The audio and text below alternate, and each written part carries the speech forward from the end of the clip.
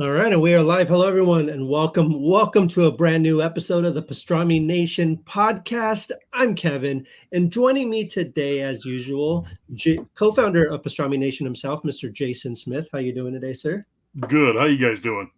Oh, we're doing great. We're doing great. And of course, the godfather of toys, Mr. Christian Nacorda. How's it going? You need to turn some lights on. It's like so dark and moody. You are very And we have a new face joining us today. We have a very special guest. He's here to talk about his books. He's a comic book writer.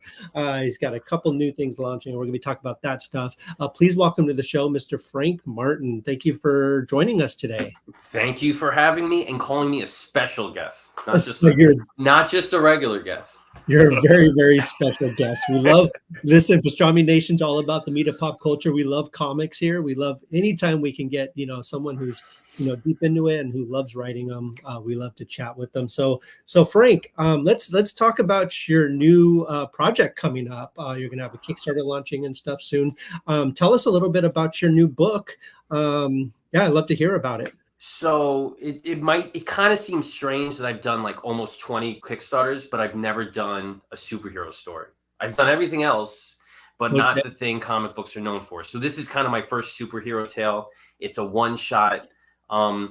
It's a serious superhero story. I wanted to take the concept of superheroes and really dive deep into what they mean and what they're all about. The basic premise is that there's a shape-shifting alien, think like Martian Manhunter, and he goes from planet to planet shape-shifting as the native population and pretends to be their Superman, pretends to be a native of the planet. He's keeping the secret as he goes across the galaxy. And I mean, that's just the premise. It still need a plot. And he goes to one of these planets and it's destroyed. And he has to kind of like figure out what happened and save the day and all that kind of stuff. So it's a good superhero existential, kind of pulls apart the genre a little bit, like Watchmen, and gets to the core of what it means to be a superhero. And I'm looking forward to seeing what fans of the genre think. Absolutely. Right. Absolutely. So like you said, you haven't done a superhero story before. What kind of made you finally realize that you wanted to do a superhero story? I never want to do anything. It just kind of happens. I had an artist that I was working with, and we were going to collaborate on a project, and I'm like, what do you want to do? He said superheroes. I'm like, fine, done. And I pitched him 3 ideas. He chose this one, and I wrote the entire script. He drew 1 page and then decided, I don't want to do this anymore. So I was like, fabulous. I like the story. I'm going to continue it on my own. And that's literally how it happens. So sometimes you just kind of fall into the stories that you're producing simply because of circumstances. But I never pitch anything. I never develop a story unless my heart's in it. So this is still something that I'm really proud of. And it's like the one thing I haven't done, which is bizarre. And now everybody says, when you start indie comics, don't do superheroes. It's like the one thing you're not supposed to do. But I'm a glutton for punishment, and I love superheroes. That's kind of like what we fell in love with to begin with. The plot sounds really clever. I think it gives you like a really fun opportunity to really like deconstruct the genre, pick it apart, like you said, and kind of really define like what makes a hero to like different people. I think that's awesome. I think there's so many superhero comics, especially in the indie community. They're just superhero stories, Yeah. They have a standard genre, they have a standard origin, they face an obstacle and they got to do it. But the stuff that really stands out are the ones that have that high concept, that are formulated around an idea, something that's pretty cool. I think Comics Tribe does put out a superhero book called Epic. And it's a boy who's a superhero, but his weakness is girls. Like he gets around girls, and and that's his kryptonite. So, but that's the idea. That's the driving force behind the book. And I think when you have that concept, that thing that makes it stand out from just like another superhero tale, those are the things that are special. Yeah, set yourself apart from everybody else, pretty much. Yeah, I don't like For instance, when I first pitched the book, I didn't pitch the plot. I pitched the premise, the idea that the plot is built upon. And hopefully that's what intrigues people who are into this kind of stuff. Yeah. I still can't get over, oh, don't worry, I'll save you. Girl. You know what I mean? Like, that's the funniest premise to me. Yeah. I love that. I love that. So how far, I'm just curious. So like, you talk about, he's trying to figure out what's going on this planet. There's a big mystery at play there. Trying to figure that aspect out. What kind of drew you more to that, like the story, like that mystery aspect of it, just trying to figure it out, or the superhero aspect of him being a superhero? It's not a mystery. The mystery, well, it's a mystery for him. He figures out what happens in fairly quickly. And then once he figures out what happens, he has to reconcile with the fact that he didn't protect them. That was what his job is. He's a superhero, and he left this planet. This planet was destroyed. Now what does he do?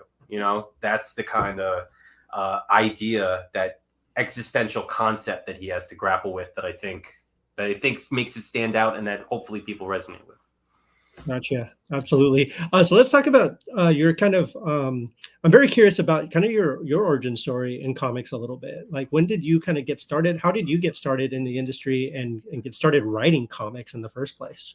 So I consider myself like a student of storytelling, just in general. And I've always been that way. When we were in like elementary school, everybody has to write creative writing, short story. Yeah.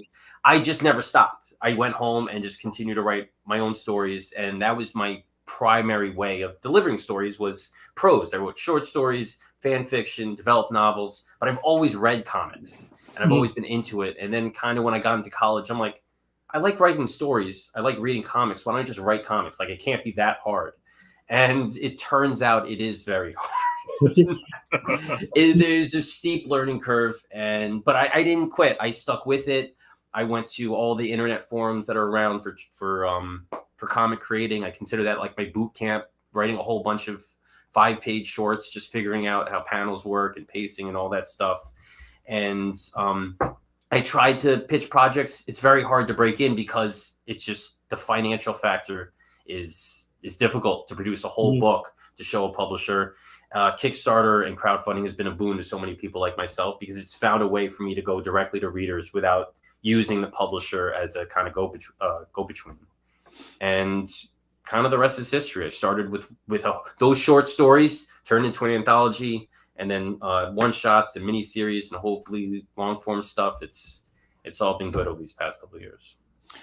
Is there anybody who like inspired you to like take the plunge? Like, I'm gonna do this professionally. Like, who was the writer that was like, oh my God, I've always looked up to them, and it's because of this person or this work that like I'm doing it? Not really. People say that a lot. They're like, they're inspired me, but like, I love the writers, but it's never been looking at them has never made me like want to pursue that career. Eventually, I guess I would love to do something like be a Marvel architect. I grew up during like the Bendis era, Mark Millar writing Civil War, and they using these characters as like your own little play toys and building a universe. Like, that would be the dream that would eventually, I would be able to do something like that. But I'm having fun along the way, just telling these stories in this medium. So I guess that would be kind of what keeps me on the hamster wheel. Nice. Who was your favorite superhero growing up? I was a Spidey kid. I was definitely. So I have vivid memories of, I grew up in the 90s when the Spider-Man animated show was like everywhere. It was huge. And I woke up one morning, Christmas, and my parents decided to do everything Spidey themed toys.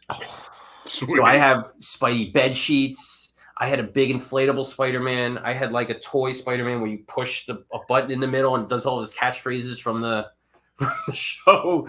And I was like fate at that point, because Spider-Man in the 90s, love it or hate it, if you were a kid, it was cool. Like, that's kind of just what it was. Yeah. Yeah. Oh, people look back at Clone Saga and they say, this was garbage. And I'm like, 8-year-olds don't know what garbage is. They read it and they... Hey, that Clone Saga was great. Those guys, Kane, those the clone, right? Yeah. Yeah. We've talked about this multiple times on this show. In the 90s, it was all about Spider-Man, X-Men, and Batman. Like nobody cared about the Avengers in the 90s, and it's so funny Yeah. that It's funny you say that because I only started caring about Avengers when Bendis began Disassembled. Right, exactly. That's when I jumped on board. Mhm. And it might have been, I don't remember the timeline, but I got sucked into the whole Ultimate Spider-Man thing. Yeah. And I was their demographic, and I fell hook, line, and sinker. And Bendis wrote the crap out of that book. So I guess when he took over Avengers, I'm like, I guess I just shifted over. I guess I was just a impressionable kid that fell for all their marketing. Yeah, I think like in the 2000s, the Avengers were like by that point, I was super excited by the time the movies were coming out. But like 94, 92, like I don't even know what the Avengers was. I don't even. Yeah, like Thor from Adventures in Babysitting. Is that what you're talking about? I just remember those cover gimmicks. Like I had that silver foil like Captain America cover from that like 93. I was big on I forget what the company was that made them, but they had Spider-Man cards that they were so cool. They were like Fleer, Ultra Fleer cards, but it was just like those suspended animation. Man, I forget what it was, but I believe it was Fleer though. Yeah, it was very very cool. That was another thing that just Spider-Man was like these cool cards with all. My favorite part of those cards was when they did they made original characters where they morphed to villains. Mm-hmm. Have you seen those? Yeah. Like they did Carnage and Kingpin, and they did King Carnage. Uh-huh. Yep. It was. I remember those vividly. Like that's what made me fall in love with the character and the comics. I bought the hell out of Marvel cards back in the 90s. Yeah. I still, I was at an antique store not too long ago, and they had like a binder of the volume 2 of Jim Lee's X-Men cards, and I was like, $30 for the whole set. Yeah. And I still passed on it. I should have bought it. I regret it. Kids don't want Spider-Man and X-Men trading cards anymore. Like, no. I don't know. We'll see after this new movie coming out. They might again. Yeah, I still have a Marvel Masterpiece Series 1. It was one of the insert cards. It's Wolverine versus Sabretooth. And I sent that with some baseball cards to get graded, like the Beckett grading services. It came back a 9. So I'm like, hey, I think I'm going to hang on to this one. Was it a hologram? Yeah, it's a Spectra etch. Like that was. I remember that. They were all like battles. Remember? Yeah. It was like Spidey versus Venom, Wolverine, Sabretooth. Yeah. I mean, if they did gimmicks like that now, I would probably criticize them. But looking back at them, I'm like, yeah, nostalgia. Oh yeah, cool hologram card. Yeah. You might have answered this already, and I might just assume that this might be the answer. But if you could, your dream character to jump on, would it be Spider-Man? Like to do a run on Spider-Man, or is there anybody else? It would be a dream. Like that's if I had a run on Amazing Spider-Man, I would be like retired at that point. But I mean, you have it already. I don't think I want to do that. That's like you look at people who write Spider-Man nowadays, they get torn apart by the fan base. They are not nice. Yeah. It's too much pressure. I would like to play around with like Man-Thing, and just have a good time with like B characters and C characters. Like that to me is fun. When you get it on it, there was when Chip took over Batman, I forget who said it, but somebody like wrote him a letter that said, "Good luck writing original stories for the character that's depicted in more fiction than anybody else." It's like, what are you supposed to do? You just you wing it and cross your fingers and hope for the best. I mean, I want the job, but I don't admire the guys who write to do it. I mean, I think there are some characters that, like, I think Frank Miller described Batman as that, like, jewel. Like, he's that diamond that you can take him and throw him as hard as you want against the wall, and he'll always bounce back, and, like, that's kind of the magic of writing Batman. But then which gives you kind of, I think, a lot of freedom. You can do a lot of things within the Batman mythos and the story, but I feel like there are some characters where it's like, you stray a little bit and the fan base is just going to tear you a new one, This is the conundrum that we face with Western comics and manga. Manga is a story beginning to end. That's the volume. That's what it is. Western comics is not that. We have characters like Batman. You throw against the wall, they're going to come back. Their family is going to come back. Their friends are going to come back. They don't have the same growth that manga has. Mm-hmm. You know, they always return to that status quo. And it's not that it's better or that it's worse. It's just a different thing to look at and to approach it. I like, my greatest example is Dr. Octopus. He went on one of the, in recent years, the best character arcs I could possibly imagine. Yes. He became his regular self, right? He started off as Dr. Octopus. He became an old version of himself, like a mummy. Then he died and became Spider-Man. And then he went into a robot, and then he became a clone of Spider-Man. And then back to his original self. It's just, it was wild. But he did the status quo. So he went through that whole journey and then wound up the same way he was before, which is fine. It gives a new writer another chance to give him his own journey. So it's just a different way of looking at things. Yeah, no, totally understandable. So let's go back to your new book. Does it? So tell us a little bit. You said you're going to have a Kickstarter starting in a couple weeks. What is the name of the book? What is the title of the book? So the book is called Our Hero Phenom, which is kind of a weird thing. I decided to do that. So Our Hero, comma, Phenom, exclamation point. I love it. Phenom is the name of the character. He's the name of the hero.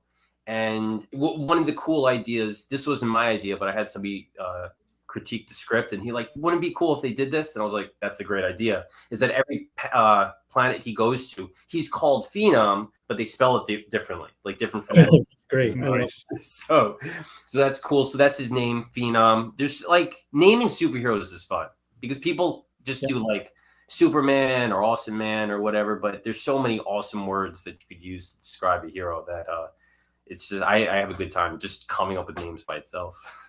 Nice. Yeah. So when does the Kickstarter launch for the book? I believe March 5th. March 5th. I think Tuesday's usually my day. I think that's the Tuesday in early March, and I'm looking forward to it. All my Kickstarters run about 18 days, and I got I don't go crazy with covers. I have a standard cover, a variant cover, and then I have an homage cover that's like I took the original Superman cover and I just alienified it, which should be funny. So no hollow foil Spectra etch covers, huh? No, not this time. I'm not a big variant guy. Some campaigns do like 20 variants. Yeah. I might throw in for fun, do a foil or a metal cover. I mean, I am not immune to the gimmicks. It's just not my bag. Nice. Yeah, no, understandable. No, that's cool. Well, Frank, I do have to say, first of all, highly respect. So I've recently kind of dove into the world of writing comics, and it's not an easy task. I'm learning really quickly, a lot of curveballs, and still trying to figure it all out. And I'm working on it. I've been, really, hammering it down and figuring it out. But I just want to say, like congratulations to. I think highly so much respect your way for doing it over and over again and releasing these really, really great books because it's not easy. And I definitely appreciate that. Yeah. I've been telling people being a comic creator is kind of like being what's his name? Dr. Manhattan in Watchmen. You know how he exists in all times at once? Yes. So it's like to put out all of these books, I have to be in the present releasing one. I have to be in the future lettering one, future getting art for one, and then in the future writing a new one that I'm going to release 4 years from now. It's like you have to be in all these different times at once trying to plan all this stuff. So it can get out of hand. Are you consistently working with like the same artist or like similar artists, or are you always jumping around? Kinda. I do jump around. I do go to people who are reliable because if you keep a strict schedule, you need stuff to be delivered. But I like meeting new people, trying new things, especially since I write all over the place. I write tons of different genres. I need different artists to fit those genres and those types of stories. So do you approach the artist usually, or you let them come to you?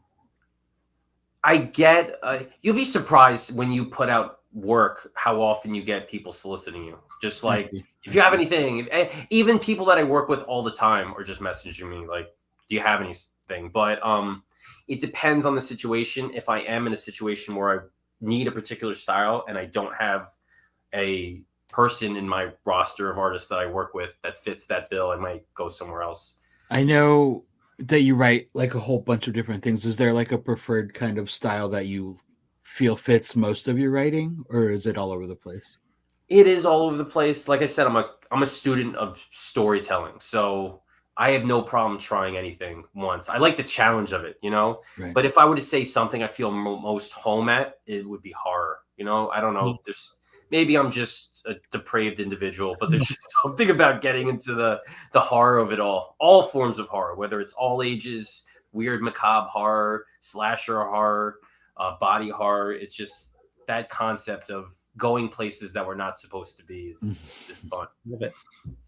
Is there a certain artist, like do you have like a dream artist that would, if you wrote a story, you could pick any artist out there, who would it be? Somebody asked me this question recently, and I gave a very boring answer with Jim Lee. he's just solid. Nothing boring about that. Well, it's like, Jim Lee, of course, like the greatest superhero. Daniel Day-Lewis, I'd count. but the guy is just phenomenal. You know, his lines are great. He puts it all into all the pieces. So, I mean, if I would love to have him do a superhero story, because that's what everybody knows him for, and that's what he's fabulous with. But you know what? I love challenging people. So I would love to do something out of the box too and give him something new. You know what I love doing? I love asking artists, what do you want to draw? You know, because it stinks when you have to create art you're not really into, you know?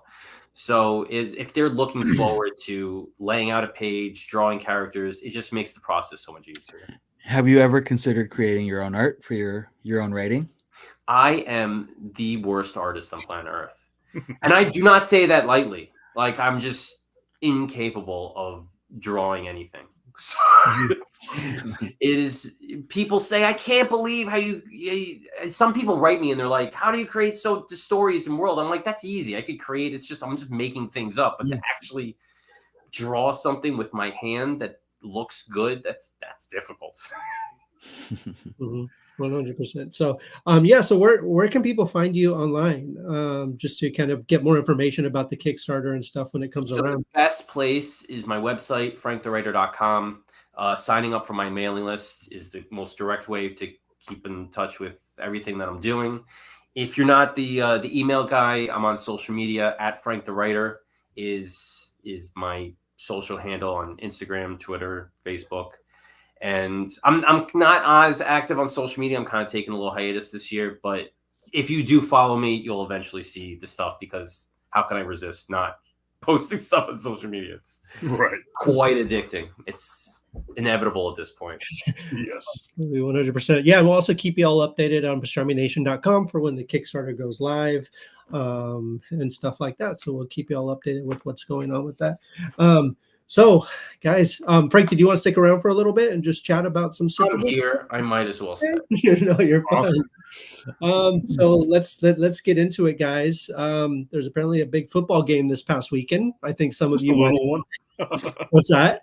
Just a little one. Just a little one. Just a little one. So I personally, not a football fan, but I'm there for the trailers and the ads, because that stuff's the fun stuff. First of all, are you guys football fans? Did you guys watch? Oh, yeah. The game? Huge. Big red team fan all the way. Red team. Then you must be happy. I don't know who you asked. Did you ask me? Oh, Frank, yeah. I did watch the game. I'm a big football fan. I'm actually a Bucks fan. That was my team. Oh, gotcha. They were, at least they were lucky to make the playoffs. But I did watch the game. It was a crazy game. It did last very late here on the East Coast. But it was fun. Good time with the kids, family, eating wings, watching football. Yeah. That's always a good time. Jason, I know you watched it, correct? Oh, yeah, definitely.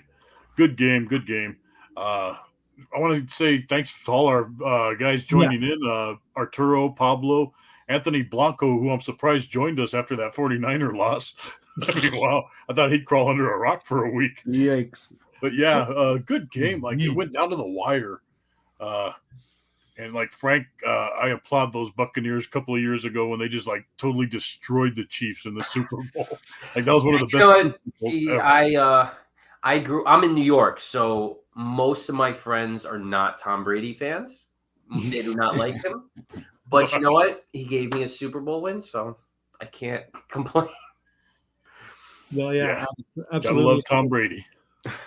Yeah, we watched the game here, or my family did. They're all big sports fans. My wife and my daughter, they're massive Swifties, so they got pulled in. They gave their support to Taylor Swift, and yeah, I think it's amazing that she's bringing people to the sport. I have no problem with that. I think it's incredible. How do you feel about the those Republican wackos claiming she's a agent? Yeah, that's its own podcast. Yeah, that's its own podcast.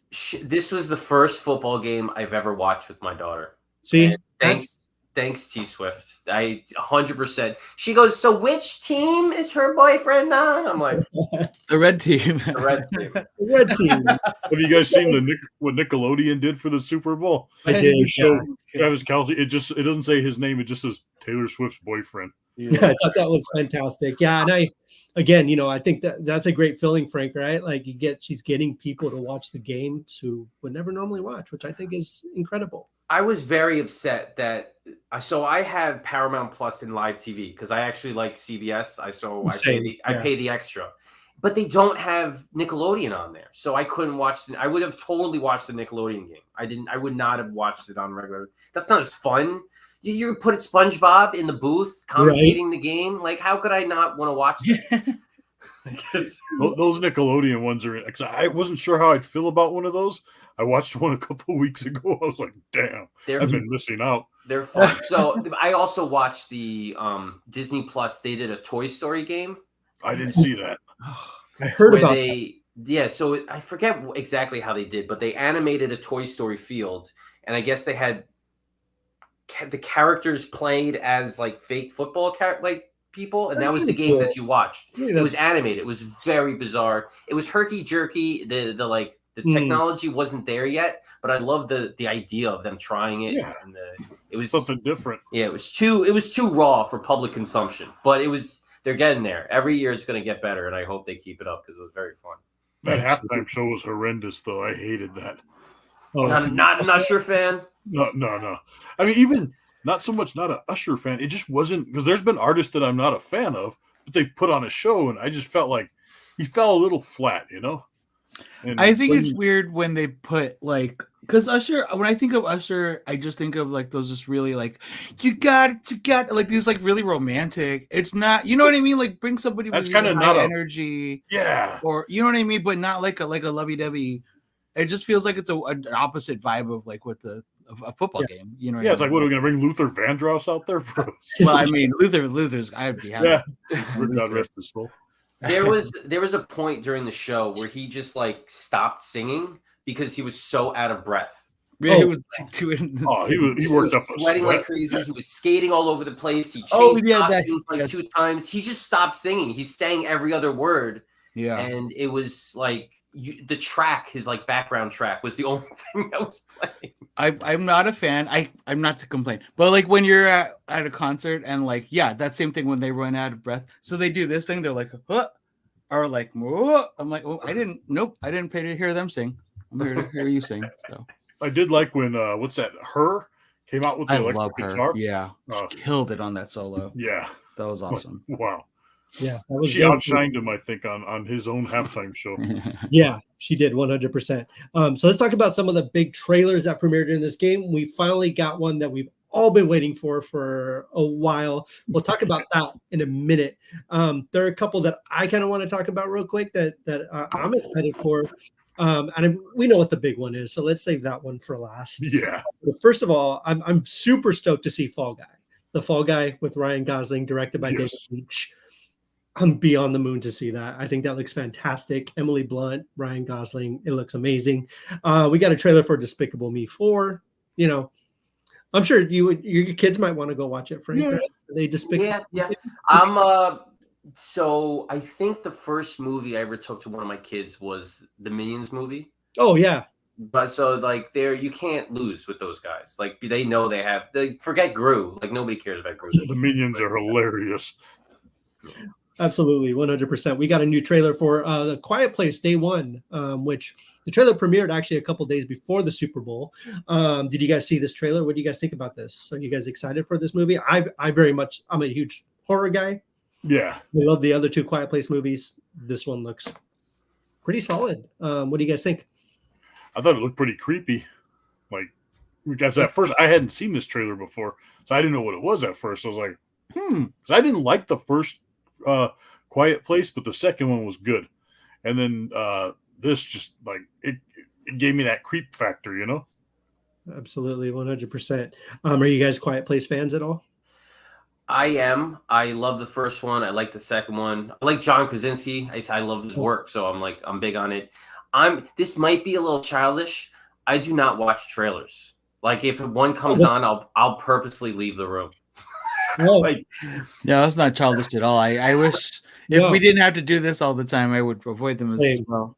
So so I didn't watch the big trailer that everybody's talking about. I just love going into a movie not knowing anything. Like I already know what I'm going to see. I don't need to be convinced otherwise. You don't have to convince me. Yeah, you know. So, and when I do watch a trailer, just because I'm like in a movie theater and I can't go anywhere because it's playing in front of me, I'm like, I don't need to see this movie now. I've watched it already. I wish I can do that. So we won't spoil the big trailer for you. I don't want to talk about too many of the details that are in it because it looks incredible. Let's just we got twisters, of course. There's two twisters. I did see that. I did see that one because sometimes I get caught off guard. And you know what I thought was weird? I'm like, is this a sequel or a remake? Like I didn't know what was going on with it. It's weird. It's like a prettier reboot. Yeah, I swear to God, if I don't see a CG cow flying through the air, right? Movie, you have to. CG Helen Hunt, right? So let's talk about the big one, of course, Deadpool and Wolverine. We finally got a first glimpse at it. So without really giving too much away, what do you guys think of it? Are you guys excited to watch it? That's all I want to know. Like, are you guys excited to watch it? Yes. I mean, come on. Here's the thing. I think this proves a huge point, and I think there's a couple of things. Also, I think we should probably talk about Madam Web getting panned. Oh yeah, the embargo lifted today, the day before release. Of course, I think last time I checked, it was sitting at a very high 17% on Rotten Tomatoes. Anyway, I'm very excited for this. Of course, I think this also proves that there's not really such thing as a superhero fatigue. I think it's just fatigue of bad superhero movies. Yeah. I think also I'm really happy that I've always kind of thought that the mistake that Disney made was taking away power actually from Kevin. Marvel is actually the one time I think that the studio interference has benefited them, and it shows because the last few movies that didn't have Kevin Feige there all sucked. You know what I mean? So it was an unclear vision of too many people. So now it's they're cutting back. They redid the whole Daredevil thing. I think this is great, right? So with Deadpool being the only release of this year, such a beloved, this could be the next $1 billion movie again. I think if it's good, for easily, no problem. I think they did this on purpose. They released the Marvels the week before the Super Bowl, and I hadn't seen it. I didn't know much about it. And then, of course, they had that post credit scene. My son had a panic attack because he didn't know that was coming.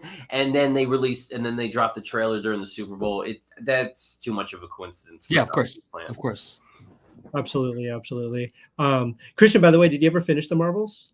I have not. I know what you're talking about because I've seen too many thumbnails with this blue dude in glasses. I saw that too. I was very, very angry. I'm I hate social media. Why am I here? I don't know. I know. So it's not a spoiler. I know. It's fine. Absolutely. My son didn't know, so to see his reaction, I got a little vicarious moment. See, that makes it worth it. Yeah. I did. Are we sorry? Are we still talking about trailers? I don't want to. Please. Okay. I resaw a movie that I complained about the last time I think we were all together. I rewatched Zone of Interest last night by myself this time. Still horrific. It's still very difficult.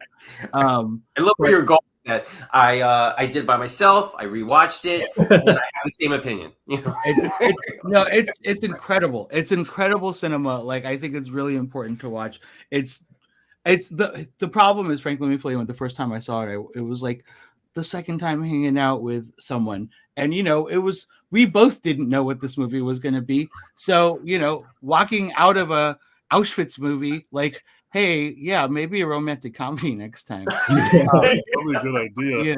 So the whole time in my head, I'm like, my God, if she ever talks to me again, I'd be so lucky. So I couldn't focus on the movie. This time I focused on the movie. So I shouldn't go take my girl to go see. Don't take anybody ever. Like, nobody should ever buy 2 tickets to this movie. You should always only go see this by yourself. That's depressing. I'm just kidding. It's a depressing movie. Difficult. So it's difficult. Yeah, very difficult. I need to watch it. That's next on my list. So, but shout out to Amber. She has been peer pressuring me to watch it again, and I really thankful. It's good. So awesome.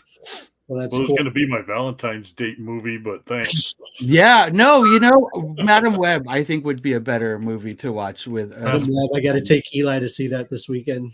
Oh, good luck. Even with the reviews. This kid. The thing about being a teenager is like the reviews don't matter. Like he doesn't care. So like whether it's a video game or whatever it is, he's like, I'm gonna go see it. Like, I don't care. I'm gonna play that game. It looks cool.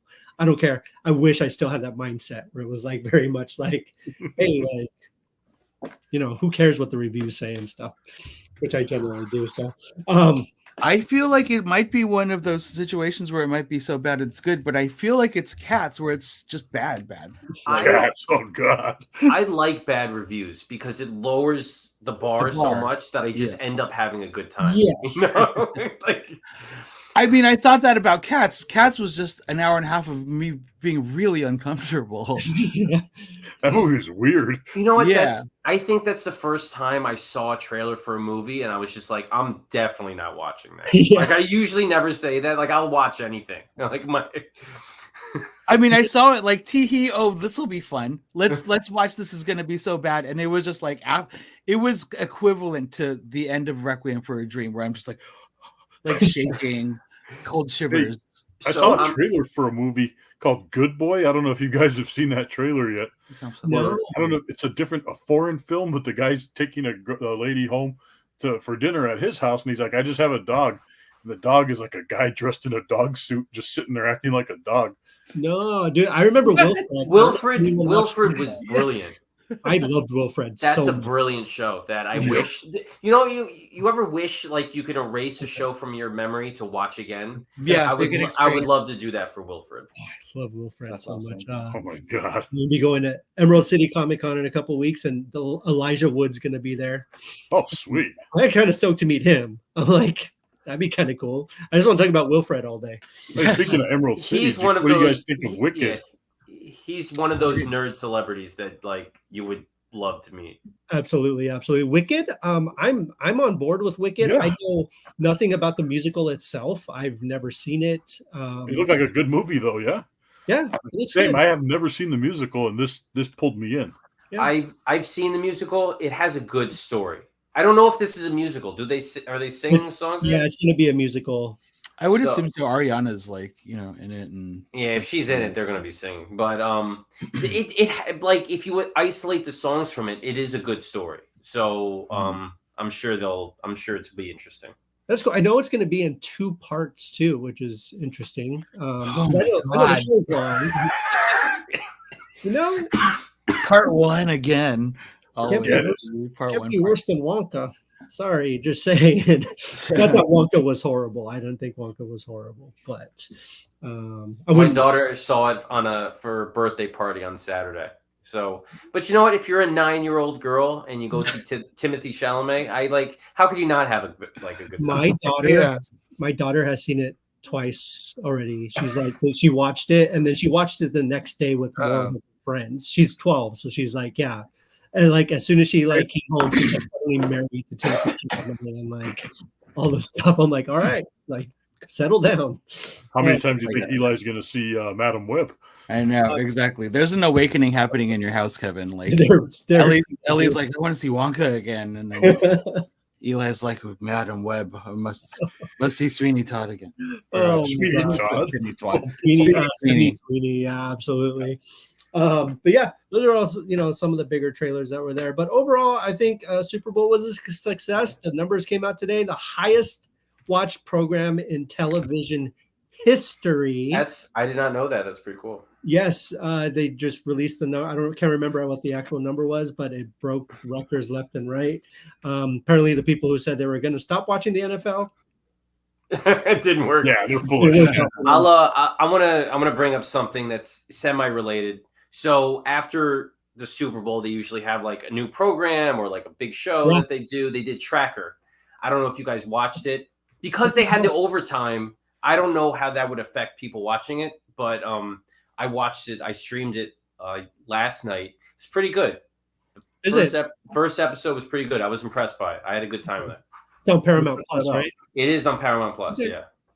Certainly have to check that out. I recommend it. If you see like the little commercial for it and you think maybe I'll like it, you will like it.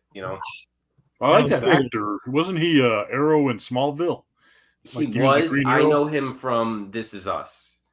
Oh, okay. Oh, that's right. I think he was Green Arrow in the Tom Welling. Yeah, way back. I gotta watch Smallville. I haven't, but I've seen pictures of him like with the group, so I know that he's in it. That's awesome. We'll have to check that out. I might check that out tonight. Who knows? What about commercials, you guys? Like, you guys have a favorite? Like actual commercial?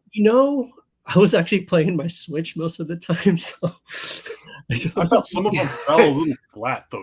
Like a lot of them, or we got the same like Temu commercial on every commercial.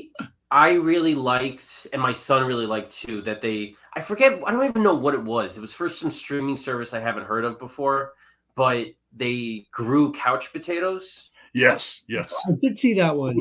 That was very clever. That was a very clever commercial.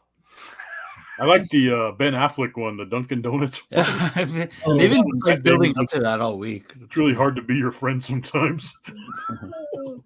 I like the Arnold one. Not gonna lie. Yeah, that was a good one too. Neighbor. What did he say? What was the word he couldn't say? Neighbor. Good neighbor. That was great. That made me laugh. But let us know in the comments what were some of your guys' favorite commercials. Let us know. We'd love to talk about them. One thing I did want to bring up real quick, we talked about Disney a little bit earlier, but I don't know if any of you kept up. They're doing the Tiana's Bayou Adventure, changing from Splash Mountain. They revealed the Tiana animatronic today, and it looks absolutely gorgeous. Like, it looks amazing. No projection faces. I hate projection faces. Thank you. I hate those. Right. So bad. But yeah, it looks great. It's all animatronics. It's all everything. Eyes blink. It looks beautiful. So I just want to bring that up real quick. The opening date for that at Disney World is going to be this summer of 2024. Not a hard date, but it will be opening this summer. Disneyland will probably be later because they shut it down later to do the thing. So can I make a recommendation? Yes, please. On Disney Plus, I don't know if they still have it because I watched it when Disney Plus first premiered, but they have something called it's an Imagineering documentary show. You've seen it? I have seen it, and it's absolutely. I think that was one of the victims when they pulled it. It was a great show. I thought, like, everybody thought it was going to be Disney propaganda, but it wasn't, because they talk about everything. But they really showed, when you're talking about the animatronics and the faces. Beautiful. It does a great job really highlighting the people that create that and the work that they put in. So I wish that they have it somewhere else. Anybody who's a fan of the parks should definitely watch that. Oh, absolutely. And they do that. They have the one show, the attraction show too, which I really, really love, which digs into like a different attraction every episode and really digs into the creation of it. And they talk about, the Imagineers and how they came up with certain things and stuff like that. Really quick shout out to Jason too. A lot of the animatronics that Disneyland uses, a lot of the parks use, come from Gardner Holt, which is a company out in San Bernardino, which was like 15 minutes from school. I think she's still there. We placed her there, Taylor. She brought like CG, she brought 3D and like computers to the whole thing because they were doing everything by hand. Sweet. So yeah, it's really cool. I'm looking up everything, and that's really cool to see. So like, I don't know if you guys remember a few years ago that animatronic Abe Lincoln that was like all over the news. That was Gardner Holt. So yeah, it's pretty cool. That's really cool to see. Yeah. That's awesome. I would love to go to you guys, the D23, the Disney Expo. Yeah. They always have that auction room with like they were auctioning off one of the zebras from Jungle Cruise or one of the the gondolas, the cable cars. I'd love to go in there one day with just a fat load of cash and be like, I want that cable car. It's gonna be my new pound. Set up your own Disney attraction in your backyard. I know. I would just want like an Abe Lincoln in my living room. it would be a Disney cruise. Like you have an Abe Lincoln, a guy from Jungle Cruise, one of the pirates. Yeah, exactly. Makes no sense. It's just hodgepodge. They changed the Jungle Cruise, right? The guys that are climbing up with that rhinoceros. Oh yeah, they changed that, didn't they? They changed that. They changed quite a few things in the Jungle Cruise lately. But yeah, that was one thing that they changed. I know because it was they found some insensitive stuff about it. Especially the tribes people and stuff around. So that created an issue. So yeah, they changed the whole scene so it makes a little bit more sense. It's a little bit more coherent without having to deal with all that stuff. I don't know if you want to go on a Disney tangent, but my favorite was Haunted Mansion. Every time I go there, I have to stop off. Yeah, I'm always amazed by that one. Easily. What do you think about do you go to Disneyland or? I go to Disney World. Oh, okay. You guys don't get the overlay there, right? The Nightmare Before Christmas overlay. I don't think so. No. Okay. Oh, no. But, I was going to see which one was your favorite because some people like the Nightmare Before Christmas one. But that Haunted Mansion at Disney World is incredible. I actually like it a lot more than the one at Disneyland, to be honest. So my biggest Disney claim to fame is in Tomorrowland in Disney World. When I was a kid, they had a short-lived attraction called Extraterrestrial. I remember. Yes. In the 90s, when I was 97, I got to go to Disney World with my band from Seattle. We flew to Disney World. Alien Encounter was like my favorite thing I did there. I was a little kid. It left such an impression on me to this day that I'm like, I wish they brought this thing back because it was so good. It was very, very well done. Absolutely. I was like terrified, and I was like 23. I think I was like maybe. Oh, dude! If you were 23 and I'd still be terrified, man. I mean, I really was. I think I was like 12 or something. But yeah, man, it scared the crap out of me. Like, so when as an adult, I went to Disney World with my kids, and that memory popped up, and I Googled it, and I'm like reading it, and I'm like, this was such a short-lived thing that I got to experience. But it's like it stayed with me because it was just so good. Yeah. Hey, you guys want to know something funny? As a kid, all the times I went to Disneyland, I was afraid to go in that damn whale's mouth, the Monstro, Storybook Land. I would never go in there. And that is not okay. In 2012, fast forward, I'm a grown man now. I go with my brothers, and I finally conquered that. And I went in there, and I'm like, I was afraid of this shit. Like, it's just little small villages that you go around with. Had this big awakening. I conquered Monstro. I just went with my sister and her kids. She's got a 2-year-old and a 4-year-old, and I didn't go on Pinocchio with them, but it was an issue because they came out of that thing like wailing and screaming because of the whale. They were like, yeah. My sister was like, I forgot that there was a whale there, and they are very terrified. And they're like, okay, well, that's maybe let's not do Star Wars with them. Probably not. Snow White still, even though it's not Snow White's Scary Adventures anymore, the scene where where she turns around and like she's like the scary witch all of a sudden, you know what I mean? Mm-hmm. That still terrifies me. Like I still like anticipate it, like it's gonna scare me like I was a kid. I'm like, but then I pass it. I'm like, oh, that's not too bad. But man, we can do a whole Disney podcast. Yeah, Frank, you should come back. We can talk about just Disney the whole time. Yes, absolutely. That would be so much fun. Anyways, guys, I think that's our show. Thank you everyone for joining us. Thank you everyone for checking it out. Frank, thank you so much for your time and coming on and hanging out with us, man. We had a blast. Absolutely. It's all right. I just have to take a nap before. Yeah, no, understandable. And if you're more than welcome anytime you want to talk about Disney, whatever you want to talk about, come on over and we'll talk some more. Thank you for having me.